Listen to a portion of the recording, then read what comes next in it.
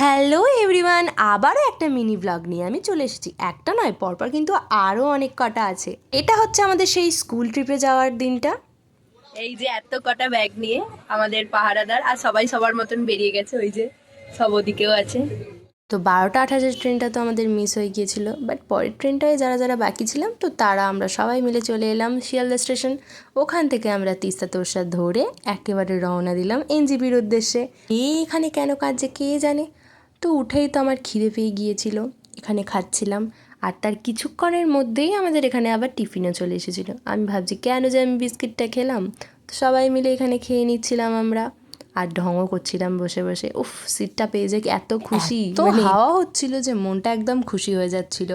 আর সন্ধে হতেই তো এখানে আড্ডা বসে গেছে, স্যারেরা স্টুডেন্টরা সবাই মিলে জমিয়ে গল্প হচ্ছিল, আড্ডা আর এই যে রাতের ডিনার বিরিয়ানি। যেহেতু মাঝরাতে আমরা ট্রেন থেকে নামবো তো আমরা কেউ ঘুমাইনি, গল্পই করছিলাম।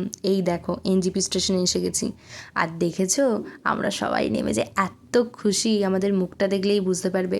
তো চলো দেখা হচ্ছে নেক্সট সিটংয়ের ব্লগে।